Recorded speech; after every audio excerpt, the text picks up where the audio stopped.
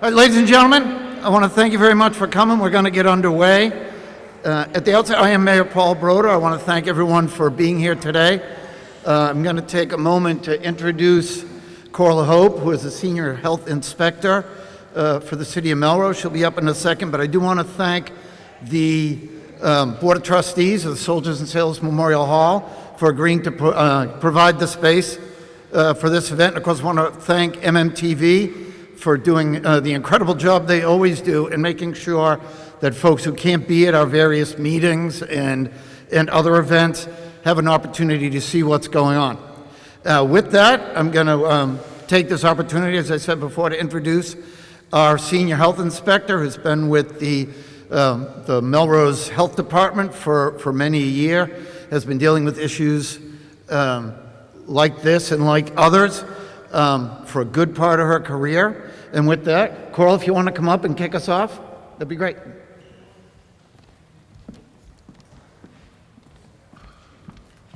Good evening, everybody. I just want to thank you all for coming. I also just want to double check, did everybody sign in? The sign-in sheets are just for the health department so that we can find out who came, and if we need to send you any more information, we have your addresses and emails. I'd also like to just introduce tonight, our speaker is from Yankee Pest. It's Galvin Murphy. He's going to do the presentation, probably take about 40 minutes or so. After that time, we have two other gentlemen here. We have Tom from Freedom Pest Control, and we have Troy from North Shore Wildlife. After, we can go around. If anybody has any questions, they'll be more than happy to answer them. Galvin can answer questions here at the front, at the very end. And again, I can also answer questions for you. We can kind of collaborate together in the end, go over your neighborhoods if I haven't met you yet. The board in the back states anybody who's called me and has given me a complaint about rodents. So if I haven't met you yet, or you haven't complained to me, please let me know by the end of the night so that we can mark it on the calendar and we can make everybody else aware of where there's some rodent activity in those neighborhoods, and if they're hard hit, so that we can get out information to your neighbors, okay? With ado, we bring out our friend Galvin. Thank you, Coral. I appreciate the introduction. I'm going to jump around here. That was just a slide I kept up there to keep things going. And we'll come down here, see how we do. Pretending like I know how to use a computer. How am I doing so far? Ta-da! A rat. A rat. Four-legged rat, not a two-legged. We know the difference between the two. This is what we're primarily going to talk about. They told me earlier tonight that I have to stay here by the microphone. I'm Irish. I like to walk around and talk to people. The mask and everything is good. I should stay anchored. They should have put a leash on me, right? So we're going to look at a couple different types of rats. We're going to talk about things to do with rodents. This is primarily rats. If you have questions about mice, squirrels, or anything like that, we're more than happy to work with you and try and answer any questions and get you through things. Both those tables over there have different things set up on them that may be used to control rodents. You have Troy at that table sitting over there with the health department stuff, and you have Tom sitting over here with the stuff that we carried in. Please feel free to go over and just start up a conversation and say, what can I do around my house to keep them out? What can I do to eliminate them? That's the real crutch of what we want to do, is we want to make sure that we eliminate the rodents and not just send them down the street to our neighbors or anything like that. So we're going to start off talking about integrated pest management. And just one other thing, if you have a question, please shut out. Don't wait till afterwards when we're on a different subject. Let's talk about what we're on that slide, and we'll try and not make this so much death by PowerPoint. We've all had those. We'll try and make it interactive and try and enjoy it. So you can ask me a question. If you want to throw it towards one of the other guys, just jump up and say, hey, Tom, Troy, what do you think about this? And we'll discuss it for you, okay? So IPM. IPM is a buzzword that came out years ago in my industry. It came over from agriculture because just about everything to do with pest control comes from agriculture. And most of the control stuff in agriculture comes from pharma. So Bayer Corporation, BASF, all those guys that make all the drugs we take, they also make all the pesticides we use. That's where all that stuff comes from. So when agricultural people wanted to start coming up with ways of limiting the amount of pesticides being used, they came up with this concept of integrated pest management. And, 25 years ago, 30 years ago, that was a buzzword in my industry. You said, I do IPM, and everybody's like, whoa, that's cool, man. And it's really not. It's really not. All it really is just an environmentally sound way of doing pest control. All right? If you have flies in the kitchen, all right, because we all get flies in the kitchen, put a screen up. Environmentally sound pest control right there. Okay, really that simple in some cases. That's what we want to talk about tonight. Okay? Using the right products at the right time that prevent the least amount of hazard to people and the environment and other animals, right? Okay, and basically the best management practice for what we're doing. We're not looking for somebody, back when I first got into pest control, we called it being a spray jockey. You'd walk into a restaurant and you'd kneel down the floor in the middle of the place and you'd see guys squirt all the way around. And that's how you killed everything. As I said, everything. That's how you killed everything. We don't want to do that. So we just want to make sure that we're using common sense pest control. Like anything else we do, a little bit of common sense, a little bit of maintenance, a little bit of, preventing things from happening, it'd be great. All right? If we didn't go see our doctor and do preventative health care, we'd probably all be in trouble. If we didn't listen to the fire department when they said you got to put smoke detectors in your house and you can't leave things burning without some type of supervision, we'd probably have a lot more fires. So when it comes to pest control, we have to pay a little more attention about what we're doing. Okay? Because I'm going to tell you tonight, one thing you're going to learn from me, you can disagree all you want, one thing you're going to learn from me, hear me say tonight is the reason we have rats in the city of Melrose or any abutting community is because we're here. If we weren't here, we would not have rats. Anybody disagree with that? They need us. They need our food. They need our shelter. If we were not here, they would not be here. If you go up into the woods in Maine or you go out to the woods in western Massachusetts, there's no rats because there's nobody there feeding them. Just like my kids on Sunday when it comes to dinner. They show up if I'm cooking, and if I'm not, they don't. It's really that simple. Okay. So when we do inspections, we look around, we try and figure out what's going on. We try and find out if there are pests there or anything that's going to cause the pest. We want to make sure we keep track. See, Coral's got a map back there. She's tracking all the reports she gets of rats in the city, so she knows when there's clusters. So we want to record the stuff, we want to keep track of it, we want to make sure that everybody involved is doing something to correct the problem. Okay. So pretty much just like you and I, these animals need to have food, they need to have shelter, they need to have water. You eliminate one of those things, and I can tell you, they're going to go away. If you don't eliminate them, they're going to be there. So we have to pay attention to what's going on. Just like changing the oil in your car, you have to do a little bit of maintenance. And it's up to us to do this, and we need to do this collectively. Because if I get them out of my yard, they're going to still keep coming through my yard to get to my neighbor's yard. Because if they're denned over here and they're feeding over there, they're just going to cut through. How many people are experiencing that? You don't really have any burrows in your yard, but they're running by.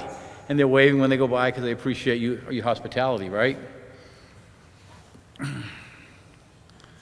So that first line, let's look at that together. Not massive rat killing campaigns. That's not how we're going to control this.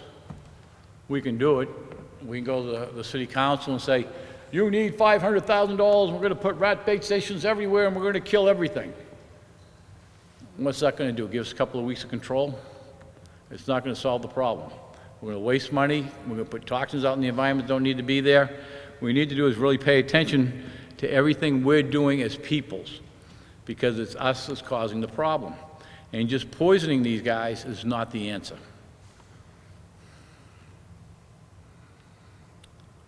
Again, it's pest prevention. You have a hole in the side of your house, and you really ask the question, why are they in my house? You need to reevaluate. Just a simple hole like that, you have mice and rats, chipmunks, or geez, other animals could come in too, right? You end up with a skunk, possums. We've had all those animals in houses. Pest proofing. Tom, could you do me a favor? If you look over at Tom, he's got a little box there. That's Tom. I'll hit him with my little pointer. That's Tom. You got a hole just to carry. So we're going to simulate that that is, in fact, a building. And that is a hole in the side of the building. And what do we do to really cost-effectively close that hole up? We could put hardware cloth, And these products are up there you can look at. You can buy this stuff in the hardware store and do this yourself. It's just wire mesh, little square wire mesh, 1/4-inch hardware cloth that covers that hole. I can stand here and guarantee without doing that job, I can tell you the animals will never get through that. I have hardware cloth on houses that I did 30 years ago, and they haven't defeated it yet. There's also, what he has in his hand is just a bunch of mesh that's made out of copper. Okay, it looks like steel wool, but it's copper, so it's not going to rust. You can stick that right in the hole. But if you leave that there by itself, the rat or the mouse is going to come along and they're going to push that out. If you impregnate it with some of that expandable foam, insulation foam, then they can't move it anymore and they can't chew through it. If you just use the expandable foam, they'll chew through it and get to the other side. So you put the two of them together, it really works out well. And then there's another product he's holding there. This is from a company called Excluder. And I'm going to give you a little caution here. There's some Excluder on the other table over there. There's a sign that says, "Do not touch." You don't want to do what Tom's doing and touch it, because those are metal shards that the animals don't want to stick their nose into. It hurts. And you can stuff that into the hole, and the animals won't go through that either. But if you touch it when you go over there to look at it, you might get a metal shard in your finger, and it will hurt for a couple of weeks. All great products, all permanent solutions. The idea is to keep the animals from getting into our house and getting into any area we don't want them, sheds or whatever we got going on.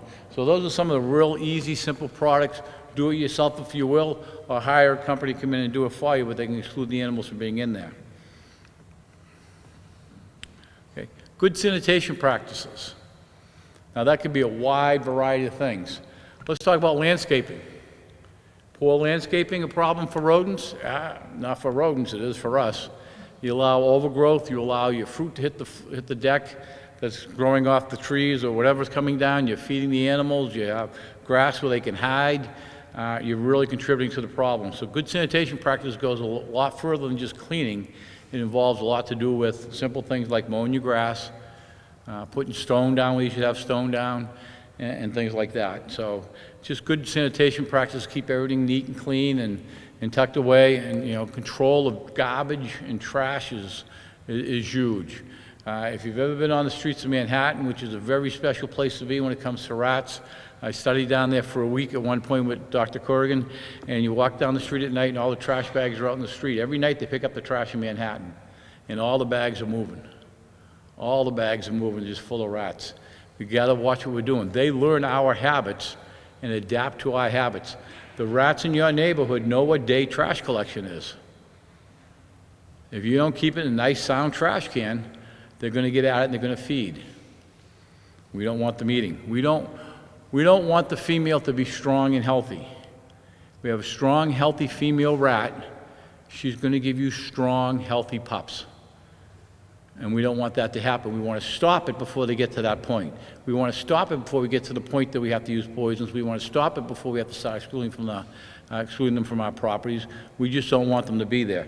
And we just have to educate ourselves and our neighbors on what's going on. If you have an abutter that's having it, or you have an issue with, and the abutter that's having the issue, and they're not here tonight, or they're not reading books about this or learning about it, you need to have a conversation with them nicely and suggest that they don't have that bird feeder out there anymore. Simple things like that can make all the difference in the world. We're going to talk about the dime and the quarter rule. Okay? Back in the day, for a dime, you get on the T and go all the way from wherever you wanted to be to the other end of the T system. It's not the same thing anymore. But a dime is about the size of your pinky. If you can fit your pinky in the hole, a mouse is going to get in there. If you can fit your thumb in there, about the size of a quarter, the rat's going to get in there, the chipmunk's going to get in there. So there's your mahalo, okay? You can get your pinky in, you get a mouse getting in, you get your thumb in, you can get a rat in. So that's the size hole you have to look for, or the size of hole you want to prevent. Reduce the food that's available to the animals. Sometimes municipalities will hire me and I'll walk the streets for them. And I'll just go around and see what's contributing in particular neighborhoods to the problems.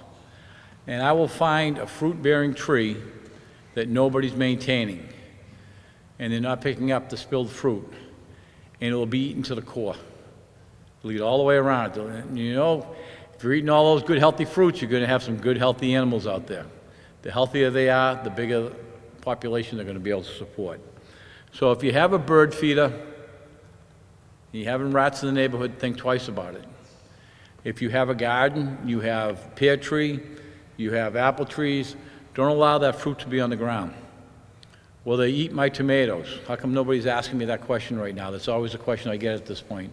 Yes, they will. They'll come right up and pick the tomatoes off your vine, and they'll run away with them. Again, nice, strong animals at that point when we do that for them. Okay, signs of pests. What do we see? We're going to look for the entryways. We just talked about the size of the holes they need. Okay? We're going to look for signs of active infestations. So we're going to be looking for their pee, we're going to be looking for their poop, and we're going to be looking for their sebum trails. Okay? We want to keep track of where we see them each time. If it's the municipality looking at it, or if you're looking at it in your house, I saw them here, I saw them there. Keep track of where they're going on. Okay? Okay, keep track of what's going on. If you look at this here, okay, everybody can see down there, that's not sprinkles for your ice cream. Okay, we all acknowledge that. How many of us can identify what this is? Okay, that's sebum from the animals, right? So that's the oil that's going to be on their body that's there to protect them from the weather and water, and it's going to rub off and it's going to go places, right? And sometimes you might actually see a little bit of their urine trails when you're looking around like that. We have some more pictures on that because it's a real, probably the number one tool I use, Sean, would you say that? To be able to identify where they're going, you just take a look around, follow the sebum trail, and you know where the animal's going to be. Okay, here's one here. So we're looking for the gnawnings, the droppings, the sebum trails, the footprints, the burrows, the entrance, the and how they're getting in and out. So this is an apartment building. It's an apartment building very close to where we are. This is a little trash compacting room. There's a hot water heater in there. Oh no, I'm pushing the wrong button. There we go. That is a sebum trail. That's from the oil off the back of the animals. That, my friends, is gross. That's about as bad as I've seen. Okay? This trash room stunk, and it didn't stink of trash, it stunk of rats. Okay? And that, so we can follow this little trail and go where we're going to go, and maybe follow it back to the holes, how they're getting in and what they're doing. Okay? This was a $249,000 rat job. That's what the property owners had to pay to get rid of the rats. Mostly construction side to fix construction problems that were there when they first built the building and allowed the rats to get in.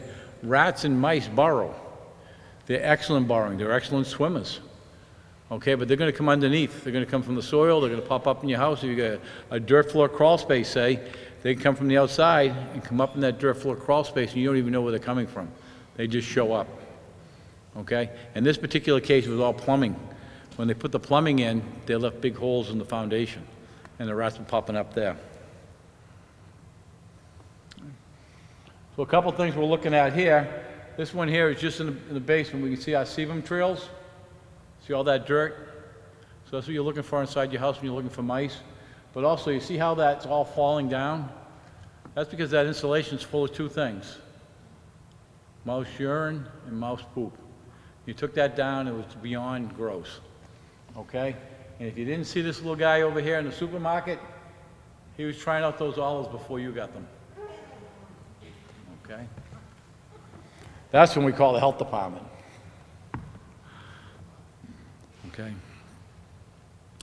Norway rats. So on the commensal rodent side, we get two rats that are really a problem in this country. The black rat or the roof rat, which we really don't see much around here. I think in my 40 years I've seen it twice. The other rat's the Norway rat. That's the one we're going to see.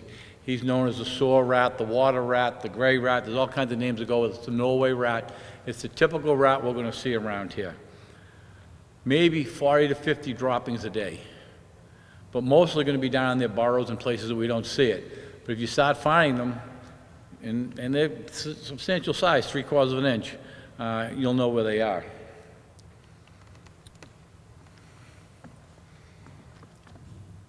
So what do you think? Can you get your thumb through there? Absolutely. So the rats are coming right through there like it was nothing. Okay? Suggestion, if you have doors going into the basement, going into the garage, and you're questioning if a rodent can get in here, take a flashlight, put the flashlight on either side, lay it down so it's shining up against where the door is. Go on the other side. If you can see the light, assume the rodent can get in. Seal it up. I think over on the health department table, they have an Excluder door sweep.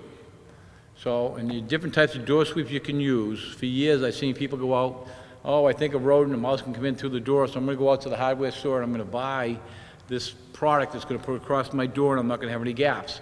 And it's great for keeping the snow and the weather out. Not so great for keeping the rodents out. You want to buy something that's specifically, and I don't get paid by these people by any means, made by Excluder company. They are specializing in keeping rodents out of properties.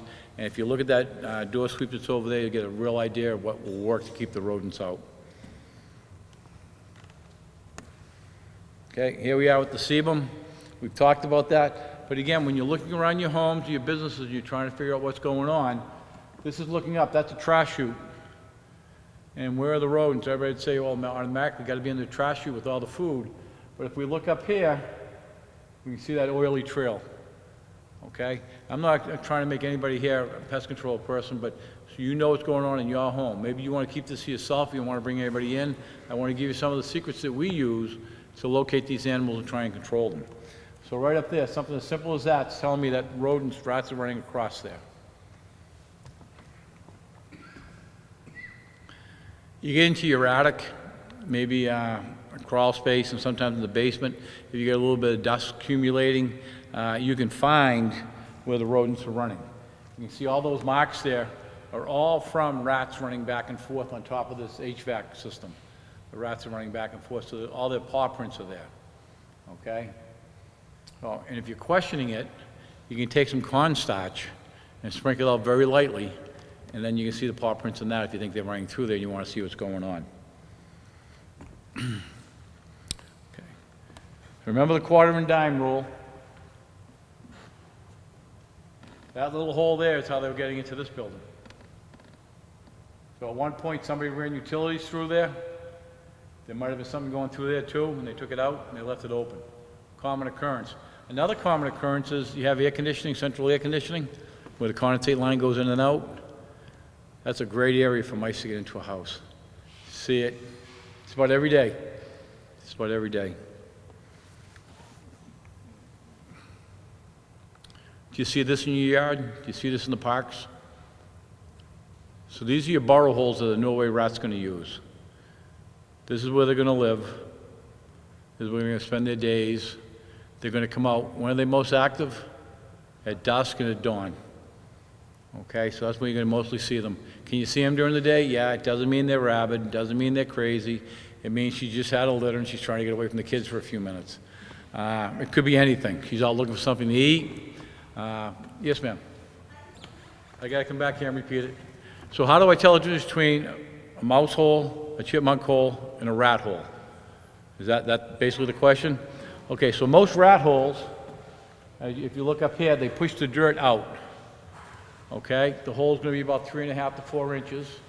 Okay, this could be a Norway rat, and they're going to pile the dirt up. Now, if it's an old hole, it's been there for a while, them running over it, they might pack it back down again.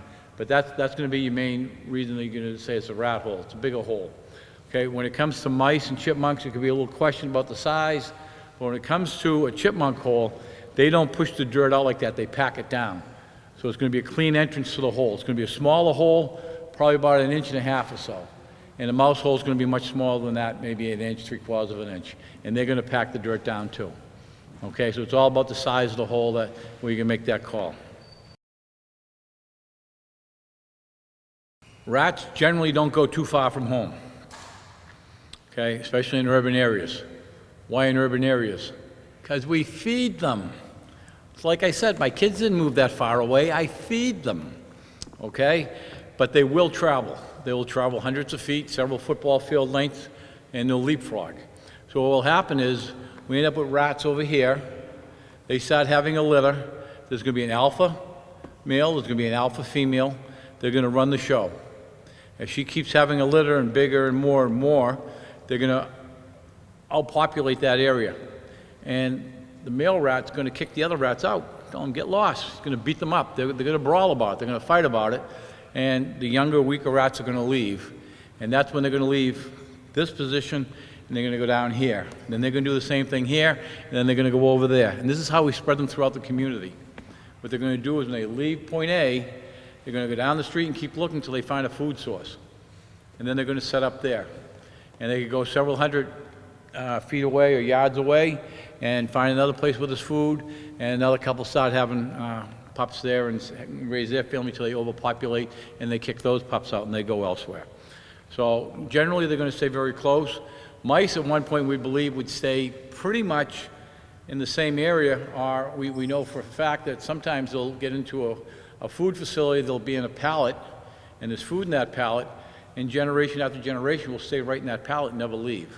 They'll stay right there in that food supply. But rats, as they start having more and with more pressure on the population, they will spread out because they don't get along that well. Okay, remember they're skilled swimmers, they're nocturnal animals, and again, they are great at digging. Okay, they're going to make all these burrows in the ground. It's going to cause problems with either your hardscape patios and stuff all collapsing underneath it, right? It's all going to cave in on it, and the animals be able to use that and to run around without being seen. Same thing when it comes to the landscaping. I said earlier, you got to do good landscaping, keep the grass cut, especially around the house. That stuff we put around, like the Boston ivy and stuff for ground cover, that's just cover for the rats. That's good living for them. They appreciate it when you do that for them. So the question is, we have plants alongside our house. Should we be digging them out? I'm not saying we should go in and destroy the landscaping that we have. I understand that you have plants that you want to have, and that's great. I prefer plants when we're dealing with rats that have a stem. Okay? Right. So, yeah, so that they could be covering and hiding the rats for you. If you're something that has something like a foot high before it starts blooming out, then it's going to be hard for them to hide underneath there. Okay? They love to hide because they'll just run along. They're used to us.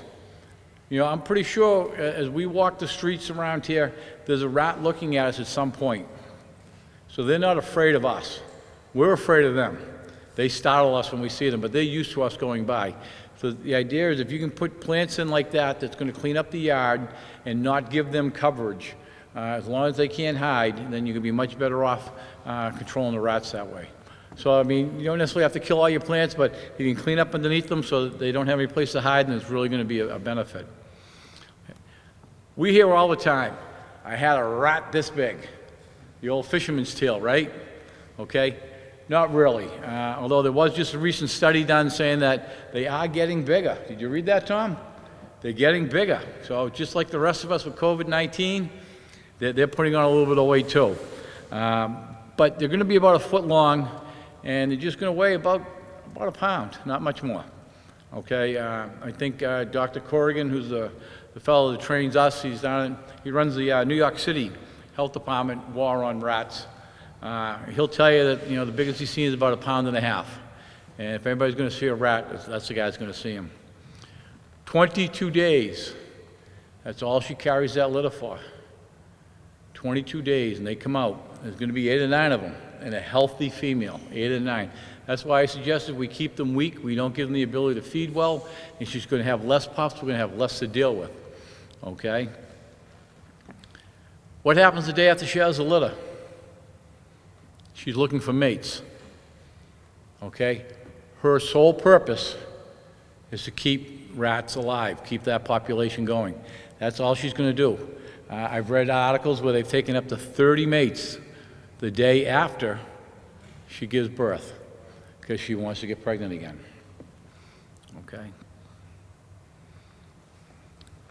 Oh, and the good news is they don't live that long.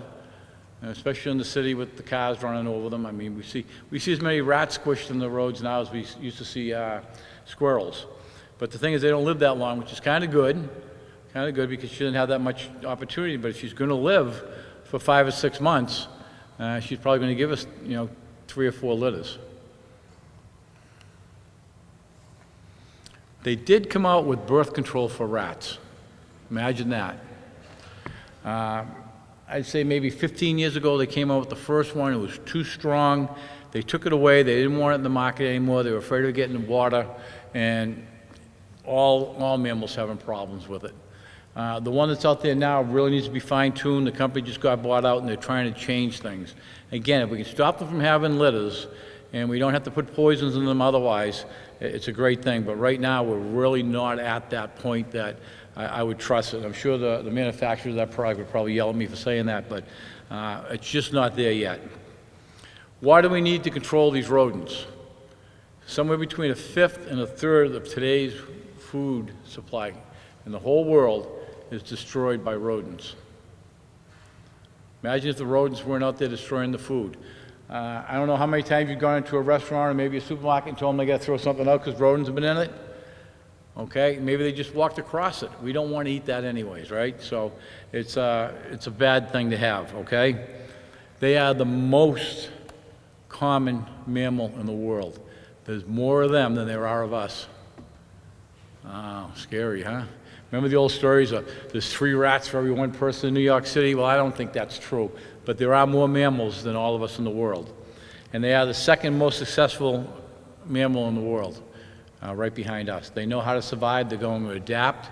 They adapted during COVID, didn't they? Remember reading those articles? All the rats from downtown spread out because the restaurants closed. They didn't have the dumpsters to hit, okay? And dumpsters aren't the problem here.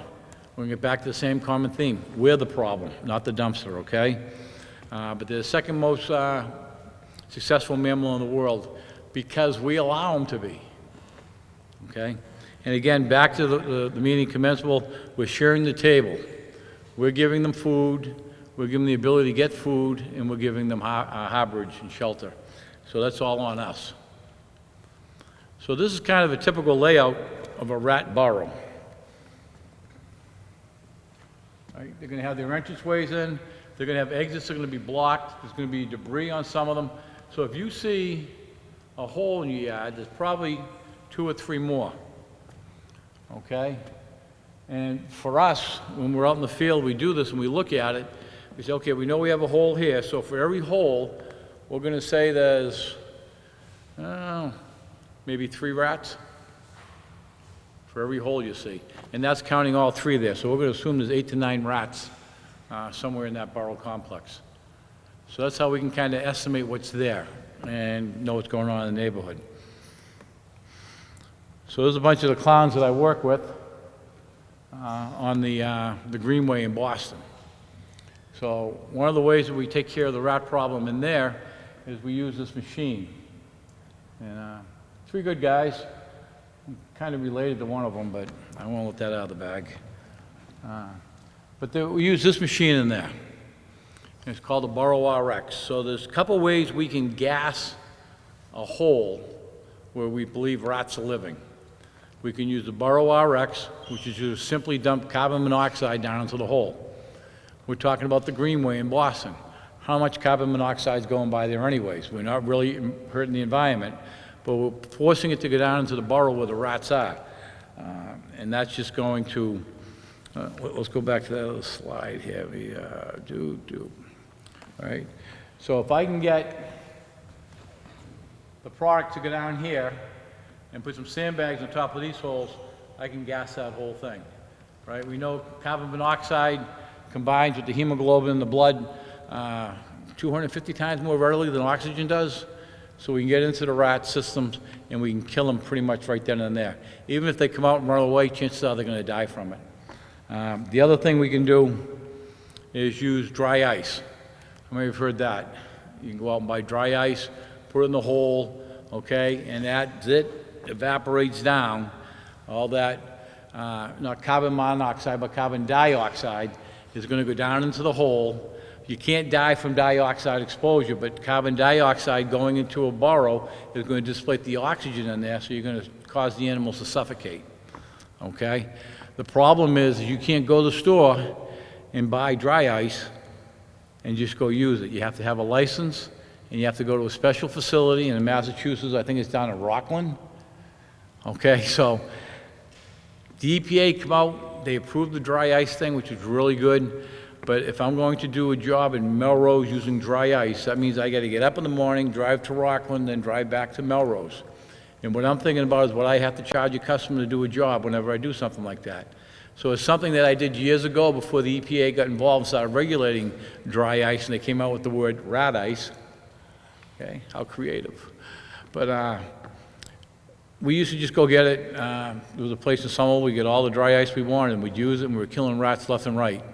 And then they come out and said, well, you don't want to do that until we can regulate it. They regulated it. They drove the cost of the product through the roof and prohibits us from buying it any place except for their EPA-approved facility, which again is down in Rockland. So that's why we use these machines here. Easier for us, less expensive for us to be involved with, because we're not driving around picking up the product all the time. It runs off a little bit of gasoline and we're good to go. All right. So the different types of controls, the tactics we can employ, chemical controls, non-chemical controls, biological, mechanical, physical controls, sort of like what Tom demonstrated a few minutes ago. Pest prevention, just sanitation. Just sanitation. If I can say that word again, please, and not throw me out of here, sanitation, because that's really what it's going to come down to. If you want a community-wide program that's going to work, it's going to come down to one word, sanitation. You agree, Coral? Good, I got something right. All right, so we can get that just on the record so they have it. The question is what products are being used through the Melrose Health Department. Most municipalities, most government subdivisions or authorities are not doing community-wide rodent control. And I'm not sure they have to or should be, but the Greenway is a government entity, and they're responsible to take care of the government land. That's why we're in there doing that. Okay, so here we got the different types of controls, right? Pest prevention, again, I'm back to that word, and I'm sorry. Sanitation, it falls on us, okay? And real simple, which part of the pyramid is the smallest? The chemical part, as it should be. So we're talking about sanitation, we're talking about proper landscaping, we're talking about dumpsters that are properly taken care of, we're talking about trash pickup, trash in yards being properly maintained. You know, you have a youngster that drops a cookie. That's a whole meal for a rat family today. So it doesn't take a lot, so we really need to be on top of the game, especially when it comes to food. Did anybody ever see, just one thing, there was a video on YouTube of one of those things went and they called the New York City rat pizza, a pizza rat. Did you see that? The rat dragging that pizza down the subway, right? I mean, they're very resourceful. They're going to survive. You give them the smallest inch, they're going to take the whole thing. Another question? Troy, you do me a favor? So we're talking about good prevention. Would you just pick up that trash can over there? Okay. Old people like I remember ash cans, right? Because the cans were always made out of metal because the ash wouldn't burn through them if you use something else. But now that's your best container to keep rodents out. Okay, so without anybody laughing, yes, I have a mouse problem in my house once in a while. I live right up here in Malden, in Maplewood Square, right? Every now and again, I get a mouse in the house, and my wife gives me the usual, sure. Why do we have mice in the house? Well, we have dogs, okay? My dog food used to sit out in the bag. Now it's in a metal can, just like that, in the closet. No mice can get in to feed. I haven't had a mouse since. Okay, so again, sanitation, controlling it. Now, do I expect you to go out and buy that particular trash can to put your rubbish out in the city of Melrose? I don't think it would last very long. It'd probably get beat up pretty quick on the trash collections. You know, the old ones they used to make were really sturdy and could take the guys beating them as they put them in the back of the trucks. I don't think they make a product like that anymore. They do make some plastic ones that are pretty good, that have the lids on them, that are strong. But you have to make sure you get the really, and again, a bad word to use, really expensive ones that are thick, that the animals aren't so likely to get through. Okay? You have a question, sir? I don't think it will last very long at all.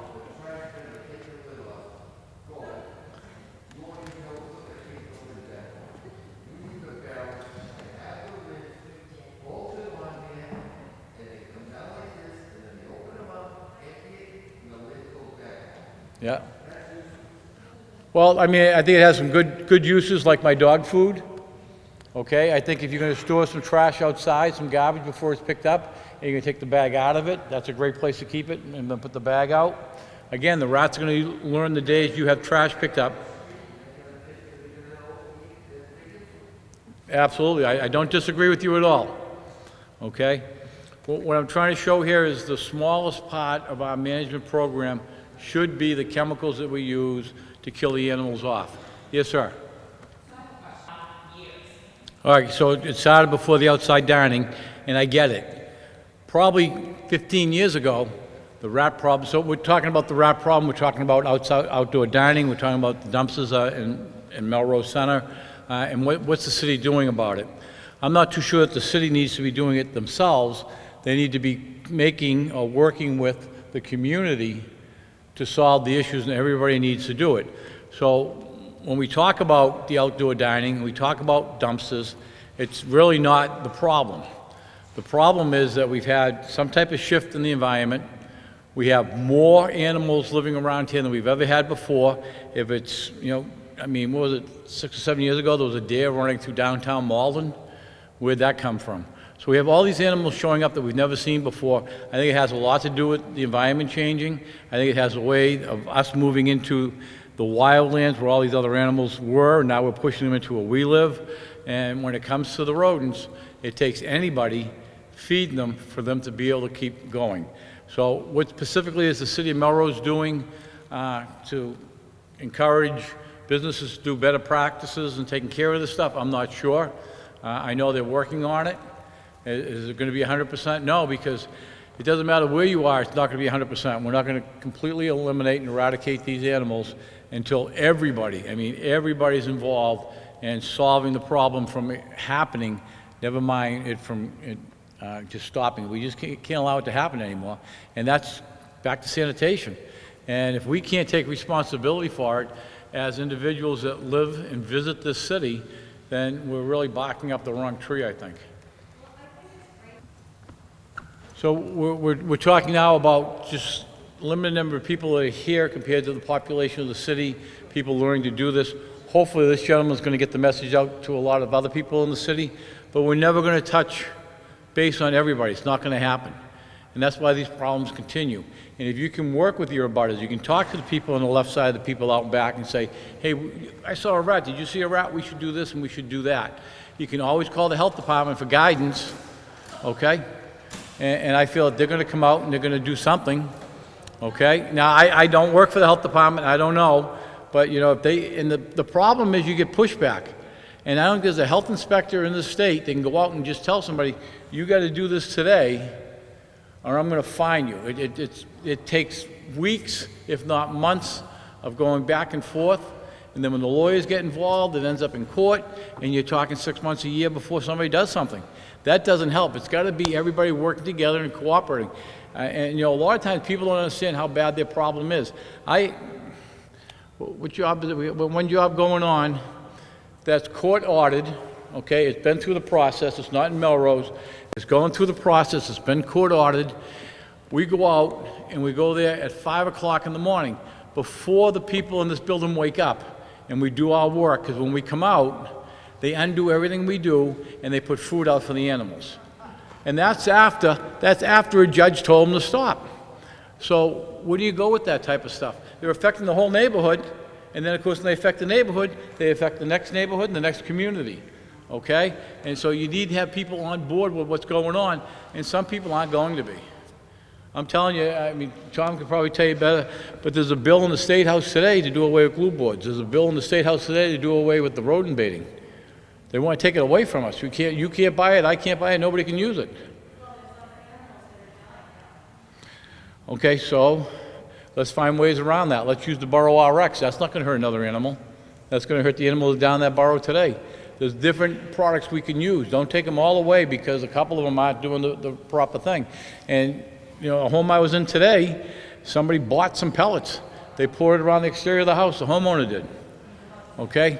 Animals are eating that, and they're dying from that. And that had nothing to do with just poor management by people. Okay? Yes, ma'am. So, well, I'd be back in touch with the health department. I mean, the thing is that, so the question here is, you have a neighbor and a butter that's constantly feeding the animals. intentionally feeding them, been told to stop, asked to stop, whatever, and they continue to do it and they sneak around and do it. What do you do next? I'd reach out to the health department and say, can you give me some help on this, some guidance on this? What can we do? I just did a job not too long ago, a fellow with some little bit of dementia setting in, and I'm asking him, do you feed the animals out here? No, I don't. I don't feed the rats out here. Okay, I believe you. And his niece come out and said, don't lie. You feed the squirrels all the time. That's right, I feed the squirrels. What do you feed them? Crackers and peanut butter. I throw it all in the backyard. You're feeding the rats too. And people don't always see how everything lines up. All right, this woman over here. I need to walk out to you because I'm not going to have the greatest hearing this far apart. All right, so I think what we hear back there is that, you want to take it? Okay. At the end of this, let's get through this so that the people that want to hear what he has to say, we can get through the video. Then we can turn the lights back on and we can talk. We can talk about your neighborhood. We can talk about if you don't know where they are in your neighborhood. That's why when you guys came in today, we asked you to put a dot if there is a rodent in your area that I have not been notified of yet. And we will go over this and discuss it. When the lights come back on, we can talk about that. But let's get through the training part of it first so this gentleman can finish, and then we'll be more than happy to answer all your questions. Okay?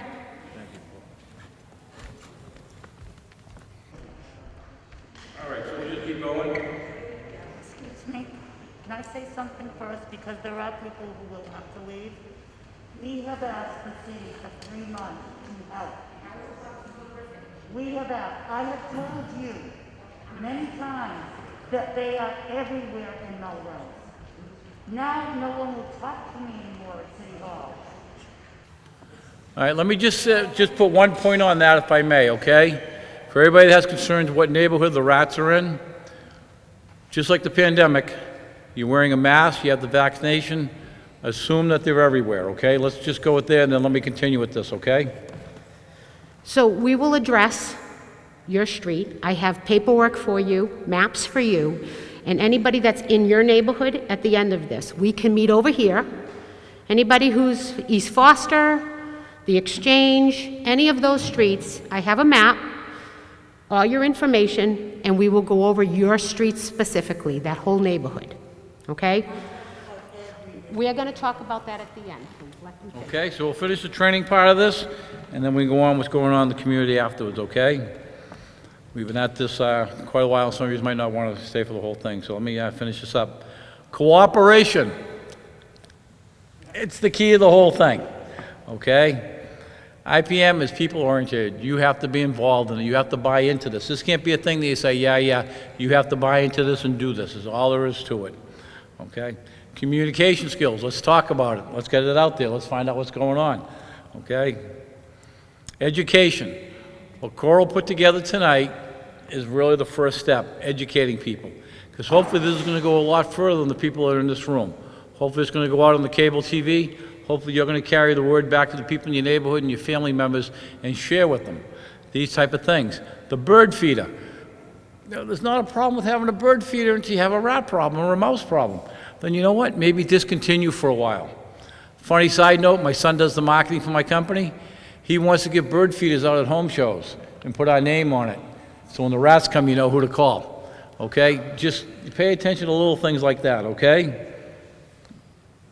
And here we are back to this one saying, sanitation is pest control, because without sanitation, you will never have pest control. You can use all the rodenticide, you can use all the toxins, all the poisons you want to use. You'll never get control as long as we keep feeding them and keep giving them places to live. Okay? I mean, I don't care which neighborhood you're in the city, it's going to be everywhere. We've got to do the sanitation thing. That is just from rats in a basement. That's all their pee and their poop, all saturated down and through. So we just want to make sure we don't have them, so we got to pay attention. What was going on here? They had a missing cinder block in the side of their basement. The rats were going in and out. They had a bird feeder in the backyard. Whoa, that rat hit the lottery. All the places he needs to live and all the food he needs. How great is that? Okay? Teamwork, culture. What do I mean by culture? Same thing as mindset. How do we think of it? How do we want to act on it? How do our neighbors going to act about this? This is where it's always been. The way we've always done it is not working. The way we've always done it is not working. Okay, I got to take care of it. Okay? Frequency versus quality. Just because you have a restaurant and they have pest control done once a week, once a month, whatever it is, just because you have food manufacturing, they have pest control done, and they do it, they're here all the time. They have to do a good job. The cleaning people have to do a good job. The landscapers have to do a good job. We have to eliminate everything there is to do that these animals are looking for. And it comes down to change of behavior. The reason they're here is because of us, and they won't leave until we do the right thing. Now, we talked about dumpsters. Are dumpsters the problem? That's a question. No, dumpsters are not the problem. Dumpsters are not the problem. Okay? We are the problem. People. We make this happen. The dumpster's doing its job. It's holding what it can hold, and then it's going to be picked up and taken away. We talked about sealing up things. Look at this. The rats go right through it. Okay? The word rodent means to gnaw. These guys chew on everything. Okay? That's pure garbage there. I should have covered up the name of these dumpster companies. Right? Well, you can't see it that well the way it is here, but look at the ground. It's covered in garbage. The burrow holes in back of that thing everywhere. Is it the dumpster's fault? No, it's the people that keep trashing it, throwing the stuff in there. So what's the situation here? What are you going to do? Get a bigger dumpster? Have more frequent pickups? Educate people that they can't throw stuff in there if it's full, wait until it's empty again?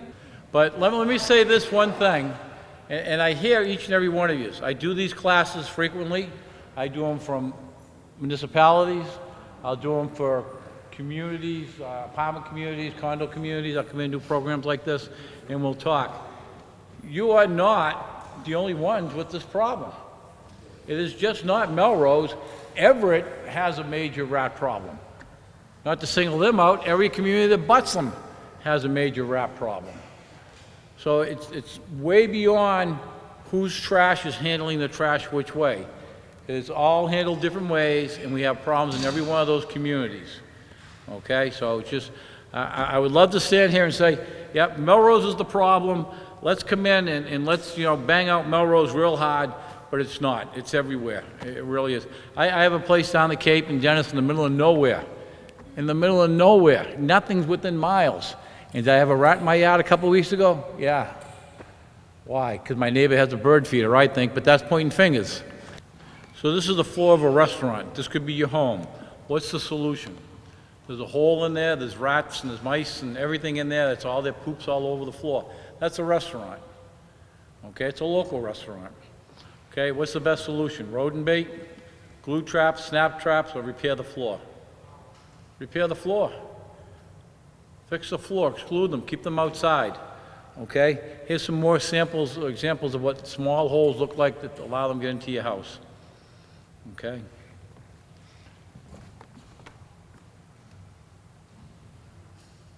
You stand there, you can watch the rats running in and out of the holes like this. Okay, what's on the other side of that wall? Restaurant. Okay. Look at that. Plumbing went through, it settled, left the hole. Look at all the sebum up there from the animals going through. Right? Look at all the sebum, all that. All from the animals going in.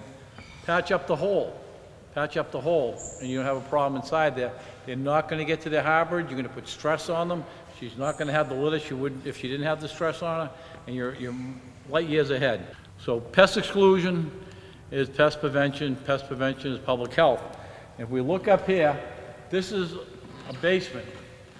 Okay, I have a house that was built in 18-something, like many of us in this room, right? I have a field stone foundation, like many of us in this room. I have friends in the industry that come from other parts of the country, and they ask me, why do you work in houses with field stone foundations? Because that's what we have in this area. So when they built our houses, as they dug the hole, they picked the rocks up and they built the wall with them. They were all drywall foundations back then, which means there's no cement on the other side. The animals have easy access getting in. The patching we have on the inside is something that we've done in modern times, probably 1950s on, to keep the water out when we started using the basements more and more. So this was an old toilet in the basement of this house. And the rats were coming up all around where the plumbing came in, because this plumbing is going to go out to the street. They follow the pipes like they follow tree roots and stuff like that to the base of the tree, and they're going to follow those pipes, and they're popping up inside this house. Okay, so what we did is we used that hardware cloth that Tom showed you earlier, laid it out all over it, tie it all down. You can also use the Excluder product for this, and then we had a cement truck come in and pour a floor there. You know what they call the floor, the cement floor in the basement of your house?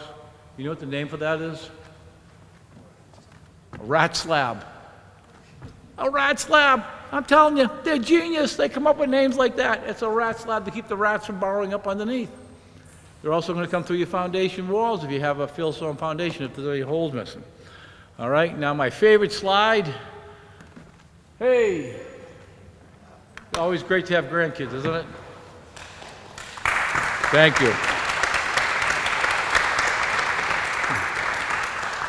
Troy from North Shore Wildlife, Tom from Freedom Pest Control, and myself will be here for a little while. If you have specific questions about rodent control, we'll be happy to address them for you. I brought a couple boxes of glue boards if you want it, and they're from the mouse size. If you want to put those on your house, help monitor what's going on inside your house, grab a handful and do what you got to do. Other than that, we'll be out of here and leave it up to you guys. Thank you all for your attention. I appreciate it. Thank you very much. Thank you. Thank you, I appreciate it.